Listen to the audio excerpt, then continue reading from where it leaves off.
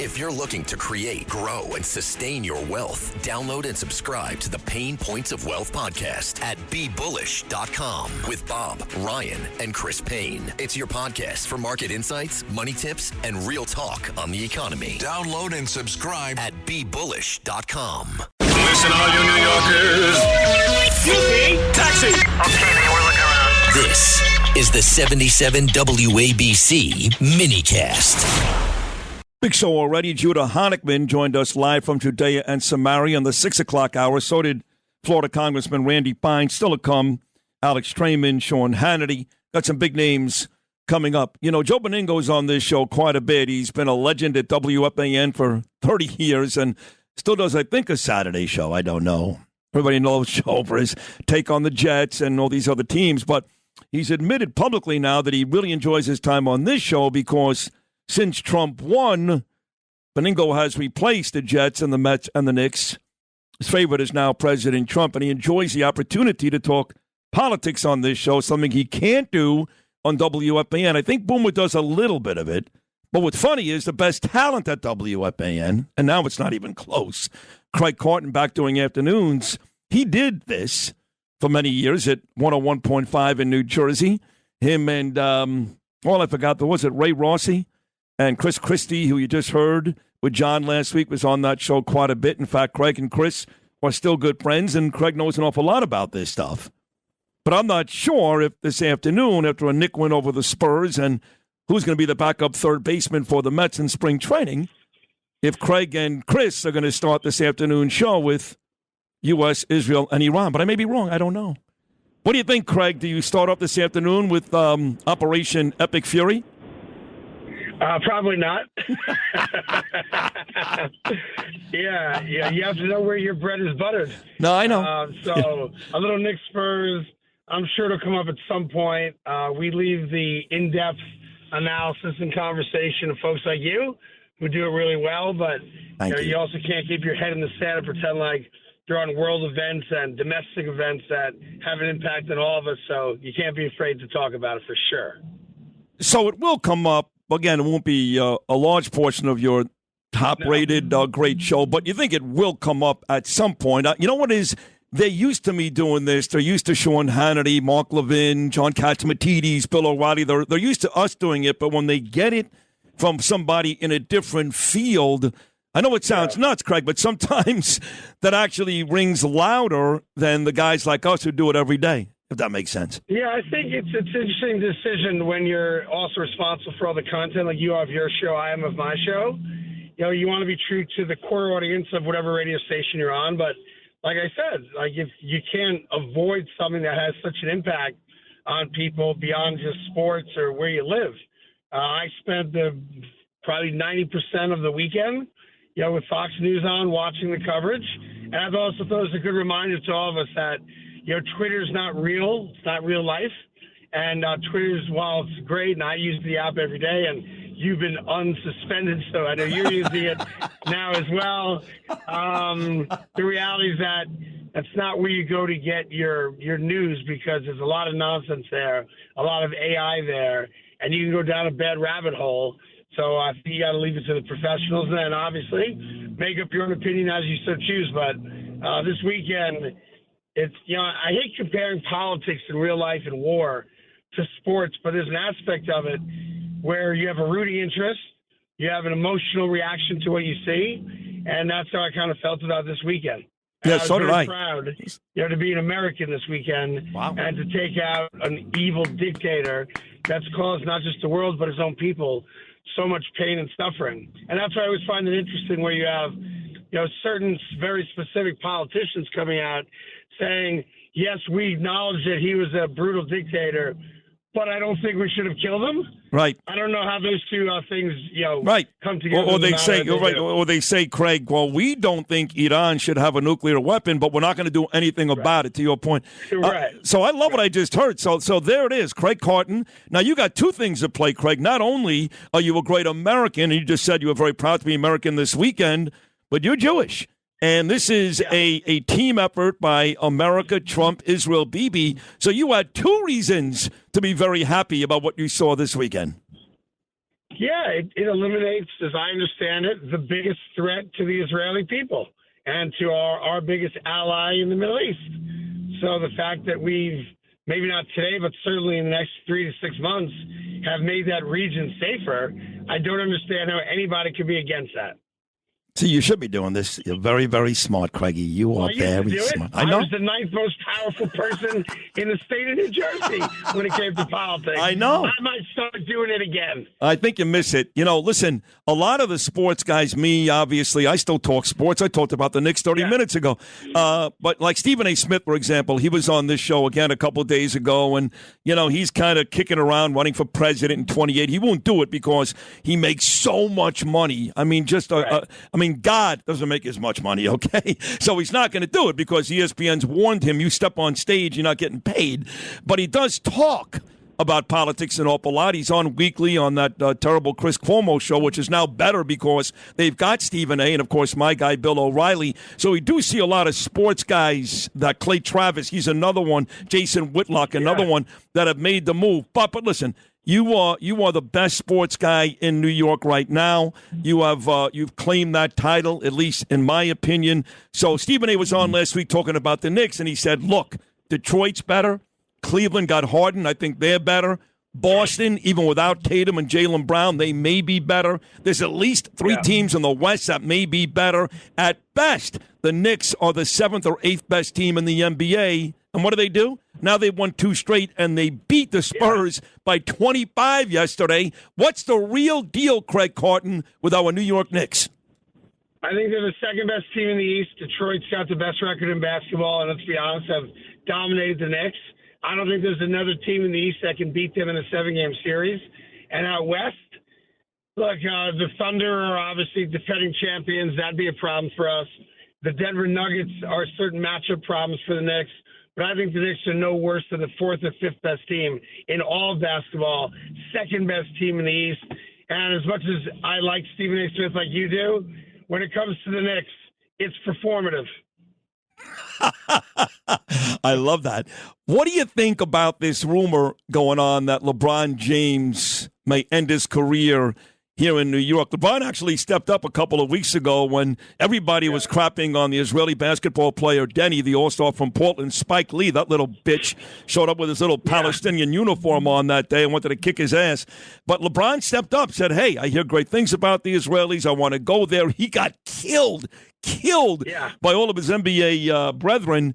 What do you think about LeBron ending his career at Madison Square Garden? I want absolutely no part of it. And I appreciate what he said about Israel. Put that to the side. This is a clown. This is a stat patter. This is a guy that we desperately wanted a decade ago. And now that he might have 1 year left, I do not want any part of a LeBron James retirement tour wearing the Knicks colors. Screw him. Let him stay in L.A., let him have another failed season, which is all he's ever done in L.A. because nobody really counts the bubble championship as a championship. And I do not want him to taint my great franchise. I do not want LeBron James as a Knick. I saw something on ESPN.com a couple of days ago. They were predicting the 32 starting quarterbacks in the NFL next year. And maybe I saw this wrong. I think I saw Malik Willis would be the starting quarterback for the Jets. Of course, the Jets are in a tough spot. Aaron Glenn had a miserable season. I know you don't usually fire a coach after 1 year, but if I'm a Jet fan, I'm furious. He did everything to make the case that he should have been fired. He's clueless. He's dumb, okay? He should be gone. He's there. What are your thoughts on what the Jets may do with the draft coming up in Pittsburgh next month, and how do you improve this awful, awful football team? Well, you let him suck for another year, then you fire him, bring in a competent head coach. And it tells you all you need to know about the Jet players. They gave him an A last year. You know, these players do these grades at the end of every year that the NFL just sued the NFLPA about, and they won, and an arbitrator ruled in favor of the NFL, where the players can no longer publicize the grades they give their owners or their team. But the New York Jet players gave Aaron Glenn an A. Oh my God. I guess we got to get rid of all 53 players now, too, because they don't know what the hell they're talking about. But I think Malik Willis is not going to be a Jet because some dumb team is going to give him $35 million a year. So I think you're looking at a guy like Kirk Cousins, maybe a guy like Mac Jones, some, also ran, veteran quarterback to get us to the draft next year. Nice. I also would not be surprised if the New York Jets draft that kid out of Nebraska, Ty Simpson, in the second or third round if he's there. But the Jets are like that cousin or uncle we all have that you see on Thanksgiving and you say to yourself, why do I invite him every year? That's the Jets. You're right. Yeah, it's like, I love you because we got the same last name, but I can't stand being in the same room as you. Perfect. That's the Jets. That is the Jets. And that may be the Mets soon. We got about 3 minutes to go. I want to get to your big night coming up on Wednesday night. But you should tell us which one of your cousins is like that so we can put the person's name out there. Just about all of them. I've got a couple I like, Shannon, Norman, Candy, Margie, but just about all my cousins. My own sister thinks that about me, just so you know, because she doesn't like Trump.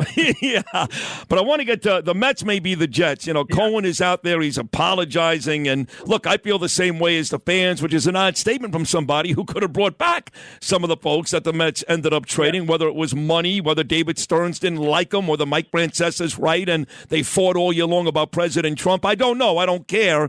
I look at the Mets on paper, and they're not as good as they were last year, and last year they won 83 games. So what are the realistic expectations, Craig Carton, for the Mets as we get ready for regular season baseball in 3 weeks? Yeah, well, there was a political divide, and it extended to families and wives as well.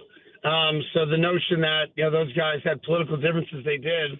I mean, Francisco Lindor's on Donnie's his wife. His wife is on the team. Yeah.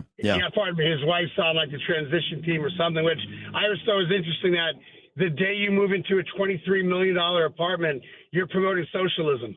I find that to be fascinating, but that's another story, I guess, for another day. Hey, it's like, Marie, let there be cake, right? I got a $23 million apartment, but everybody else should pay for everyone else's stuff except for me. Look, I think the Mets have a questionable pitching staff. I think the Mets could win 80 games. I think they could win 90 games. But the thing that gets me the most is that you have an owner that's supposed to be special financially. And last year, he had the number one hedge fund in America where he made a net profit of $3.5 billion, which is great. Good for him. And what I'm trying to figure out is, if you are the wealthiest individual owner of a baseball team, why did you lose your closer, the best closer in baseball, Edwin Diaz, over $3 million, which is the difference between what they offered and what the Dodgers gave them. Right. If you just made $3.5 billion in net profit with your hedge fund, that was supposed to be the difference, that we don't lose anybody because I've got more money than everybody. Yeah. And that did not play itself out. No, you're right, but I think he wanted to leave anyway because all that money didn't buy the Mets a championship, and Edwin Diaz says, hey, they're winning World Series in L.A. That looks like fun. Let me give that a shot. So I don't know if you would have given him that $3 or $4 million if Edwin would have stayed anyway because, the Mets had that great run 2 years ago when they were 2 games away from the World Series. But for the most part, they've been an average baseball team, and some guys just want to win. Now, John Heyman on this show last week, I know your buddy John there, Craig, he said that the Yankees could be very, very good, partly because the American League is getting better. They're getting better. The Tigers are going to be a very, very good team this year. Baltimore's improved. Toronto's still good. Boston, other clubs as well. A big if, I know, but if that Yankee pitching staff comes back and they stay healthy, especially with Garrett Cole, that is the best rotation in baseball. What does Craig Carton think about the Yankees? Yeah. First off, John and I are not buddies. He hates me. I know. I know. That's why I said that. He's one of those guys that went from writing to do some TV and podcasts, and his ego exploded all of a sudden. But that's neither here nor there. It's not going out on a limb to say the team that won the most games in the American League last year is going to have a chance to be really good. Like, come on, John. Yes, they're a good baseball team. Yes, they won 94 games last year. Yes, they tied Toronto with the best record in baseball. And yes, they have by far the best starting pitching rotation in the sport. I imagine they're a 90-plus win team. And like they are every year, we'll be playing baseball in mid-October. The Yankees are very good. Yep, I agree. All right, so Wednesday night is a big night. We went last year, me, Danielle, and Gabe, to this comedy show where you were great. Your little boy, Anthony, stole the show, but Aaron was very good, too. I think he's very funny, that guy. So it's happening again. Here we are a year later, another big Craig Carton comedy night. I'll be there Wednesday night in New York City. Tell my listeners all about it, how they can show up there on Wednesday. So we have a big night of comedy. Aaron Berg, the great comedian, is going to MC it. About 5 or 6 other top-level comics. We're raising money for St. Jude's in the name of Chuck Albin, who lost his dad and brother to leukemia and cancer. So it's 100% of the door goes to St. Jude's, and it's just a good night to have some laughs and share good times with people. And I'm glad you and your family are coming, as you guys always do. And you go to GothamComedyClub.com to get tickets. There's a couple tickets available, and we do this 4 times a year, always for charity. Have some laughs, have a good time. I appreciate you letting me promote it here, of course. And we're raising money for great causes. So look forward to having people come out there and having a great night to support St. Jude's. No, it was great last year. I know you've done it a bunch, but you're very funny. You are, Craigie, and your kid was great, and all the comedians. Aaron was tremendous. I look forward to it. So thank you for hopping on this morning. You are the best sports radio guy in this city, probably in the country for that matter. And I look forward to seeing you on Wednesday night, my man. Thank you so much. Yes, are you a +1, +2, +3? Is Noam coming? What do we got? Noam will be there, of course, and his wife, Betty, although I think that's not her name. What is your wife's name again, Noam? Oh, I think it's Pam. I'm sorry. He'll be there. How did you go to Betty? I don't even know. By the way, Betty was my second wife, by the way. Betty anymore? I don't know. I think the Flintstones was on in the newsroom that day, and I just happened to look up. I said, oh, look, there's Noam's wife. I don't know, but I'll give you the exact number later on tonight. Does that sound okay? That sounds fine. Look, happy to have all you guys there as my guests. Love it. And I know this is more of a straight sports appearance this time, but I am constantly reminded by you of how great you are, and I appreciate that just in case I ever forgot. And I imagine I'll get that on Wednesday night as well. And you keep doing what you're doing. Thank you. That's very funny. You are great. And please wish Chris McGonigal, whatever the hell his name is, a happy Purim. I got okay? one other thing. Can I get one other thing real quick? Sure. I noticed that you have a new weekend show. I do, in Florida. Yes, and I believe not you, the WABC. Oh, what is that now? And I'm just wondering, since I own the rights to the name Pulse of the People, I'm wondering when my check's going to come in. You'll take that up with Andrew Cuomo. You want his number? You want his number? I do, off air, because for the last 15 years, I've owned and hosted the Pulse of the People Awards, and I own every possible use of the term Pulse of the People. I remember. I think you and Boomer actually won the award originally, and then you bought it 7 times. That's 7 correct. times. All right. Yeah. We'll work on that, okay? But I'll see you Wednesday night, buddy, okay? Thank you so much. I want no money in return. I just want my own Sunday segment. That's it. You'd be great here. Oh, God, you'd be great. I keep telling these guys, add more sports guys. Sports guys get it. Sports guys are just better on radio. The last time ABC made me an offer, it was pre-Katsamita Sony. Right. Their offer was 0. 0. Yeah, well, that was Cumulus, but John's a little better. He's much better than that, thank God. Craigie, I love you. Have fun today. We'll see you Wednesday night. Be good. There he is, the great Craig Carton, who's now a Radio Hall of Famer, and deservedly so. And, of course, all that success on Fox Sports 1 television as well. We'll take a quick break. We've got a schedule change here. He was going to come on late in the 8 o'clock hour. He's got to do it now because Fox News calls him every 5 minutes. The great Sean Hannity. That's right. Sean Hannity coming up next on the Monday edition of Sid and Friends in the Morning. Rural Americans deserve access to the best of what our country has to offer, especially health care. Across every state, every community, America's rural hospitals are the first line of defense, protecting our families, neighbors, and loved ones.